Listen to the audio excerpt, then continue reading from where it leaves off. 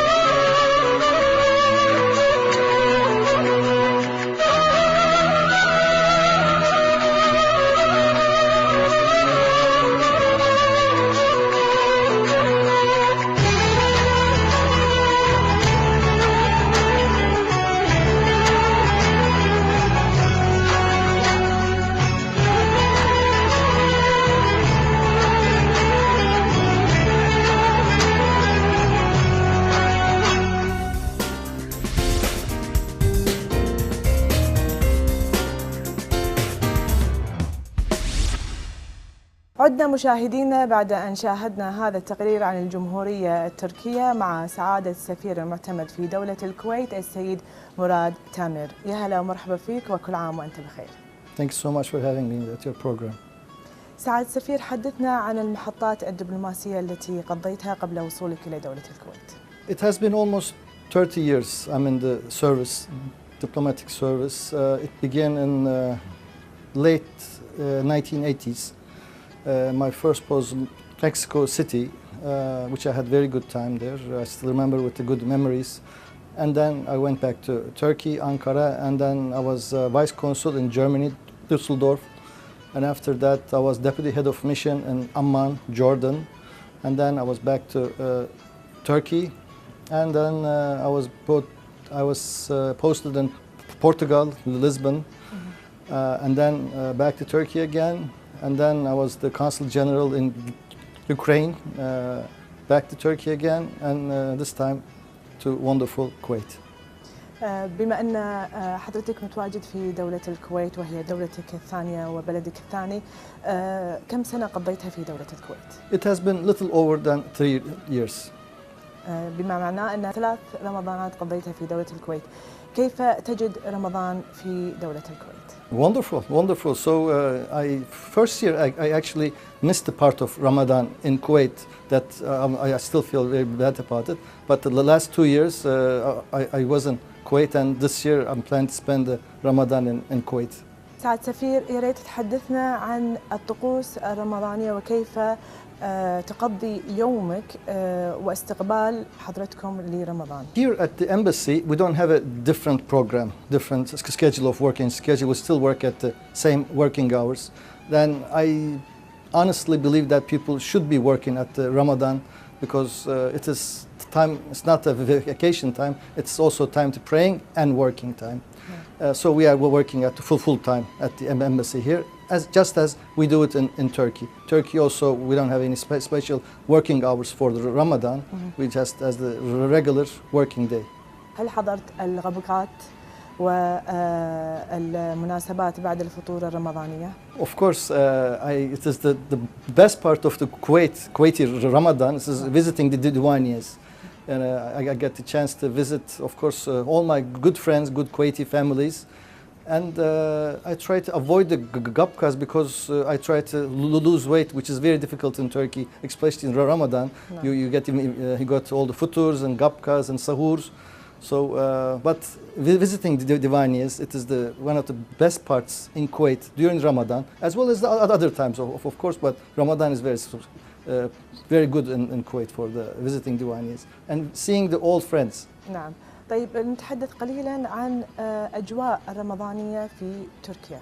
Ramadan in Turkey, I will tell you about what I feel when I was a little kid, when I was in Ramadan. Yeah. You know, you always, you want to fast all day long, but as a little kid, sometimes you forget fasting, you eat something, and then we call it angels make you a trick. Yeah. Angels trick you. And sometimes they say you only fast only the half day. But for the little kids, the Ramadan is a period that it will, at the end, you will reach the wonderful time of futur. So we are waiting for that. And during Ramadan, right after the iftar, we'll go to the big parties, festivities in the mosques area, praying. Yeah. It is a time. During the daytime, you do your praying, you work and pray at the same time, and then when at the end of the day, and then you will meet with your friends. Yeah. You'll open your table, open your house to your friends. You have a good time together. طيب سعد سفير، بما أن حضرتك ذكرت ذكريات الطفولة في رمضان، كم كان عمرك في أول يوم صمته وأنت صغير؟ I am too old to remember.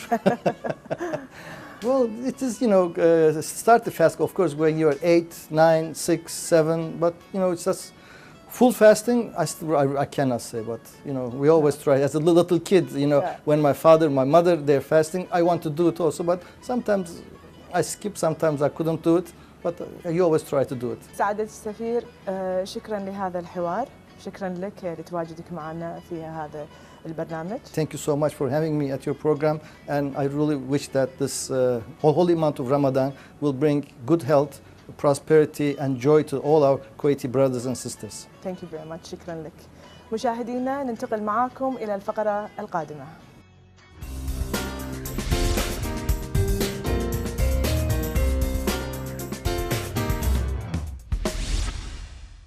والآن مشاهدينا متواجدين في مطبخ حرم سعادة السفير السيدة آنا والشيف أزقر. يا هلا ومرحبا فيك وشكرا لتواجدي معاك في مطبخك. Welcome to our house. Welcome to our kitchen. يا ريت تقولي لنا ما الأطباق اللي راح تحضرينها اليوم ولمشاهدينا نشوفونها. Turkey, you know, we have a proverb that the way to a man's heart pass through his stomach. So today we'll try to make this way easier, and we will prepare for you the traditional Ottoman dish called mantı. This is the one of the oldest dishes in Turkey. It's coming from the region Kayseri. This is the city in the central Anatolia. Mantı is a kind of dumplings boiled in water and served with a garlic yogurt and sauce made of butter and red pepper. There is a very interesting story in Turkey about the mantı and about the couples who are engaged and planning to marry. Usually the family of the groom try to visit and to see how is the family of bride and how is the bride skilled in the kitchen. So when they plan their visit, they go to their house and the bride cook mantı, and she must cook them in such a small way. They must be so small, so the 40 pieces can come to the normal tablespoon. And in this way, she can show that she is ready to be married and that she will be a very good housewife. That's nice. وايد حلوة القصة. فنعرف بس إذا ممكن شلون تحضير هذه الأطباق. Actually, you can see all the steps of mantı. So we start from the normal flour, and this is, you can see the ready-made mantı. So first, chef will stuff them with the meat, and then we will boil them, and then we will serve them with the garlic yogurt sauce, and put on it butter with the red pepper and some meat on top of it. نعم، يا ريت الشيف يبتدي يسوي تحضيرها ونخلي المشاهدين يشوفون شلون طريقة خطواتها. بما أن الشيف قاعد يحضر أو قاعد يعلمنا مشاهدينا شلون نبتدي في الخطوات لتحضير هذه الأكلة، يا ريت نستفيد من معلومات من حرم سعادة السفير عن أشهر الأطباق اللي دائما تكون متواجدة في تركيا. You know, actually, the Turkish cuisine is very rich, and it is one of the oldest kitchen cuisine in the world. It's coming from the 14th, 15th Ottomans, 14th, 15th century from Ottomans' time. Of course, almost all of the food has meat on it and a lot of vegetables, and mostly all the food is prepared on olive oil. Also, today we'll make one more. Old Ottoman dish called karnı yarık. You know, actually all the names, they are very, they have the history on them. This name karnı yarık means that stomach is open. And while we prepare this dish, we try to open the stomach of eggplant, of fried eggplant, and to fill it with the minced meat. There is also a lot of nice food. One of them is hünkâr bendi. It's also one of the favorite of Sultan. So the name is Sultans like it. As I told you, all the names, they have a small history and interesting stories. نعم. بما أن الطبق الحين موجود اللي هو اسمه open stomach. This is the way it's pronounced, or? Yeah, yeah. In Turkey you say karnı yarık. It means open stomach. نعم. نبتدي نقدر نحشي في أشياء أخرى ولا بس لازم هذا النوع من أنواع اللحم اللي نحشي؟ ممكن نحط أجبان ولا لازم مفترض يكون هذا الطبق؟ Usually we put meat. We'll ask now the chef what's the next step he's going to make for us. We will cut this one. Okay. ممكن نراوي لو سمحت مشاهدينا شلون طريقة تقطيعها خطوة بخطوة عشان المشاهدين يستفيدون من طريقة هذه الخطوات ويمكن البعض يعملها في منزله. ففي هالطريقة مشاهدينا يبتدي تقطيع العجينة. This is the way he cut it and he make it very يسويها في طريقة وايد ضعيفة. كان هي ممكن هو يسويها بطريقة تكون العجينة أثخن من كذي ولا بس بطريقة هذه؟ Of course, as I told you before, it must be very thin, and the manti themselves, they must be very small and very skinny, so the 40 pieces can fit the big tablespoon. اي نعم. نتحدث عن الكباب. دائما الكويتيين يتطلعون للكباب التركي. فهل هذا متداول ايضا في تركيا في كل البيوت ولا فقط يعني في اماكن معينه؟ We can't imagine any Turkish dish without meat, and of course kebab is meat is our lamb. It's one of the tastiest lamb for us in the world. نعم. يا ريت نتكلم الحين عن بعد ما خلص الشيف من تقطيعها شو الخطوات القادمة. And now is the step. So we the second step we must put the meat, but the amount of meat must be very small. اوكي. مثل ما انتم شايفين مشاهدينا راح الحين الشيف راح يحط الميت على العجينه. Can he show how he put in each one? طبعا قبلها يستخدم الطحينه عشان لا يلتصق اللحمه على الايد ويبتدي يحطها بطريقه صغيره مثل ما انتم شايفين الحين في دقه وايد عجيبه. and then what بعدها ما هو يكمل طبعا طريقه وايد صعبه واعتقد يعني يبي لها طولة بال مشاهدينا ان نسويها في هذه الطريقه. يا ريت نقول بعد ما هي الخطوات ايضا عقب ما احنا نحط الحين اللحم شلون طريقه تصفيفها. The next step we close the manti and then boil them in the boiled water. طيب مثل ما الحين كان ممكن يراوينا الشيف شلون طريقة تسكيرتها واحدة منهم عشان أيضاً مشاهدينا يستفيدون من هذه الخطوة وبطريقة دقيقة وصغيرة. أنا أتوقع يعني تعب شوية إذا كان الإنسان في رمضان صايم بهالطريقة شوية يبي لها وقت.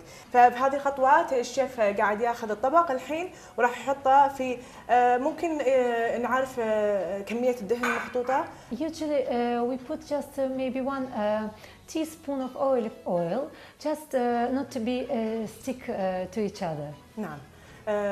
وبطريقة تكون الغاز عالي أو يكون واطي في الحرارة.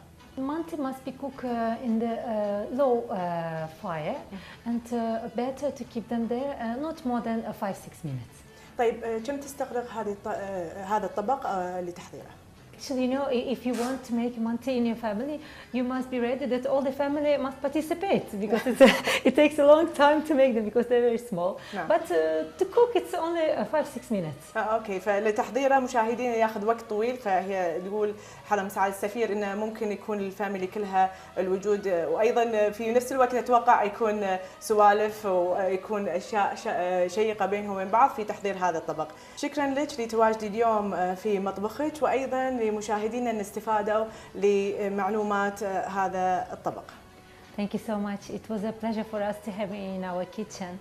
And I would like to advise to our Kuwaiti brothers and sisters when they will travel to Turkey to try this delicious Turkish mante. Thank you very much. مشاهدينا ننتقل معاكم إلى الفقرة القادمة.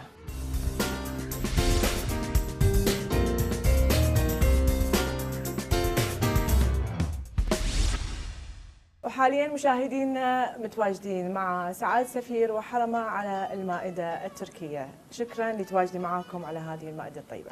Welcome to our host, welcome to our humble table. Welcome to our heart. شكرا. سعادة سفير، نبتدي سؤالنا معك، كيف في تركيا تبدؤون افطاركم؟ It is actually the best time of the Ramadan to waiting for the iftar. We wait for the sound of the cannon or from the television, the salah, azan. And then, first of course, we are all thankful for Allah the Almighty to provide us all this food, and we pray to Allah that He will provide to the ones that cannot have food in this Ramadan. And we hope that one day everybody can have something to eat when they finish their fasting. I know because our region, our world, we have many hungry people, hungry children, so we hope that everybody will have enough food on their table during Ramadan and in their life. What we do, when we see the Salah, of course we pray for Allah the Almighty to bring us to that glorious minute. And sometimes we opened our iftar with dates, and sometimes in Turkey with olive. Yeah. Olive means bereket, the richness.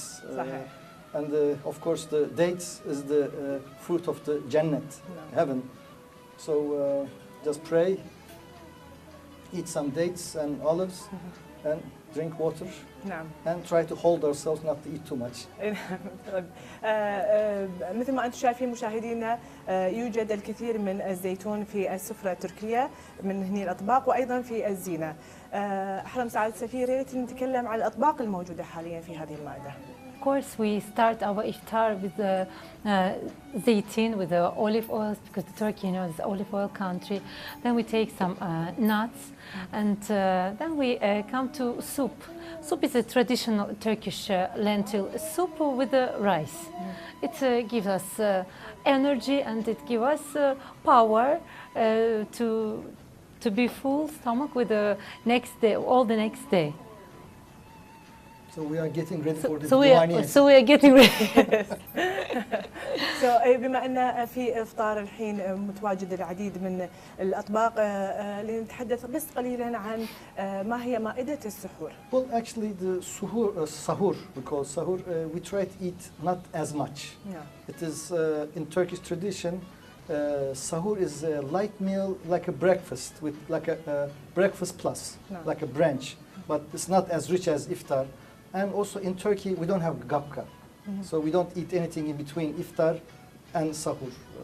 We only eat 2 times.